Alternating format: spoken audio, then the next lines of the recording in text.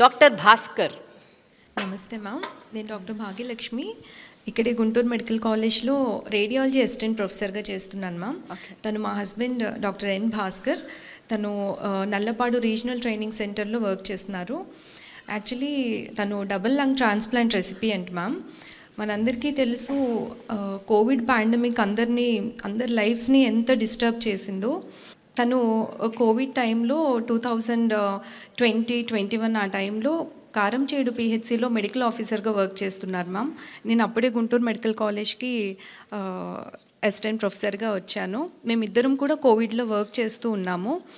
So ఆ టైంలో ఎలా ఉండిందంటే, మేము కష్టపడి చదువుకున్నాము, జాబ్స్ వచ్చినాయి, లోవర్ మిడిల్ క్లాస్ ఫ్యామిలీస్ నుంచి వచ్చాము, కొంచెం సెటిల్డ్గా ఫీల్ అవుతున్నాము.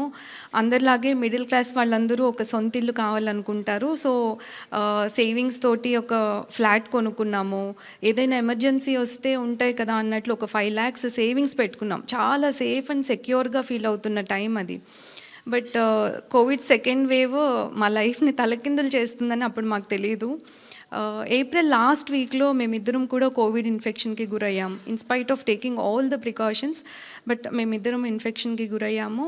అందరిలాగే మేము కూడా హోమ్ ఐసోలేషన్లో ఉన్నాము. కావాల్సిన ప్రికాషన్స్, మెడిసిన్స్ తీసుకుంటున్నాం. 4th డే మేము సిటీ స్కాన్కి వెళ్ళాం మ్యామ్.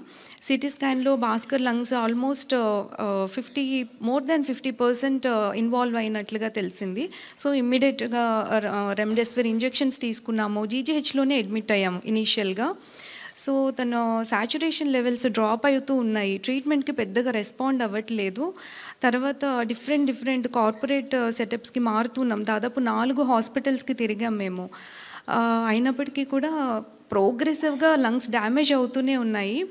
సో తన లంగ్స్ 2 కూడా complete lung fibrosis, post Covid lung fibrosis అనే కండిషన్కి గురవ్వడం వల్ల ఇంకా ఫైనల్గా లంగ్ ట్రాన్స్ప్లాంట్ ఒక్కటే సొల్యూషన్ అనేది చెప్పారు. ఈ ప్రాసెస్ అంతలో నేను చెప్పినట్లు ఆ 5 lakhs ఎమర్జెన్సీ ఫండ్ అనేది మాకు ఒక 1 week కూడా సరిపోలేదు ట్రీట్మెంట్కి. సో ఇనీషియల్గా మా క్లాస్మేట్స్ 2001లో మాతో పాటు చదువుకున్న వాళ్ళందరూ తలో కొంత కంట్రిబ్యూట్ చేశారు మ్యామ్. తర్వాత మేము వర్క్ చేసిన ప్లేసెస్లో మా గురించి తెలిసిన వాళ్ళు కంట్రిబ్యూట్ చేశారు. డాక్టర్స్ ఏంటి అందరూ సాయం చేశారు. కానీ అవన్నీ కూడా చాలా కొంచెం అంటే ఆ ట్రీట్మెంట్ కంప్లీట్గా తీసుకునే అంత సరిపోవు. సో మా వెల్ విషర్స్ చెప్పింది ఏంటంటే, గవర్నమెంట్ని అప్రోచ్ అవ్వండి, ఖచ్చితంగా మీకు సాయం దొరుకుతుంది అని చెప్పారు. సో మేము అప్పటి మినిస్టర్ గారు బాలినేని శ్రీనివాస్ రెడ్డి గారిని అప్రోచ్ అవ్వడం జరిగింది. సో సార్ మా ఇష్యూ అంతా కూడా సీఎం గారి దృష్టికి తీసుకొని వెళ్ళారు. సో సీఎం గారు ఇమ్మీడియట్గా ఒక డెసిషన్ తీసుకున్నారు. ఇంత కష్టపడి ఆనెస్ట్గా పనిచేస్తున్న డాక్టర్స్ ఈరోజు కోవిడ్ వల్ల చనిపోయే పరిస్థితి ఖచ్చితంగా రాకూడదు, గవర్నమెంట్ అండగా నిలబడుతుందని వెంటనే భాస్కర్ ట్రీట్మెంట్కి అవసరమైన ఎంత అయితే అంత గవర్నమెంట్ భరిస్తుంది అని మాట ఇచ్చారు. అది దాదాపు 1,17,00,000 అయింది తనకి. సో ఆ మొత్తం అమౌంట్ కూడా గవర్నమెంటే పే చేసింది. ఈరోజు భాస్కర్ ఇంత హెల్దీగా, హ్యాపీగా మేము మళ్ళీ నార్మల్గా మా లైఫ్ లీడ్ చేస్తున్నామంటే అది కేవలం సీఎం గారి చలవే. Thank you so much. How are you feeling, Bhaskar, now? I am okay. You okay? I'm doing good. Okay. Take care of yourself. How are you regularly going to the hospital? Yeah. You're doing your duties? Yeah, I'm doing my duties. Yeah. Great. But the consultants has advised not to do any patient care. Okay. So I am working as on teaching faculty here. Great. Take care of yourself, Bhaskar. Thank you. మేము కష్ట కాలంలో ఉన్నప్పుడు మాకు help చేసిన ప్రతి ఒక్కరికి, ముఖ్యంగా CM గారైన జగన్మోహన్ రెడ్డి గారికి, నాకు లంగ్ డొనేట్ చేసిన ఆ డోనర్ అండ్ దేర్ ఫ్యామిలీకి మేము జీవితాంతం రుణపడి ఉంటాం. Thank you.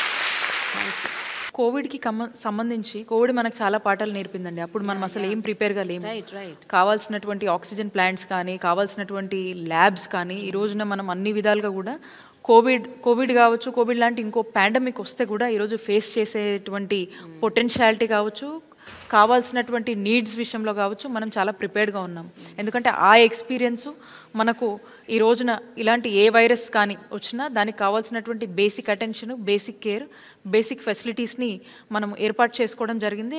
A kind of virus వచ్చినా కూడా దానికి సంబంధించినటువంటి టెస్టింగ్ ల్యాబొరేటరీస్కి సంబంధించి అవన్నీ కూడా మన దగ్గరే మనమే ఎక్విప్ అయ్యే విధంగా కూడా మనం స్టెప్స్ తీసుకుంటా ఉన్నాము.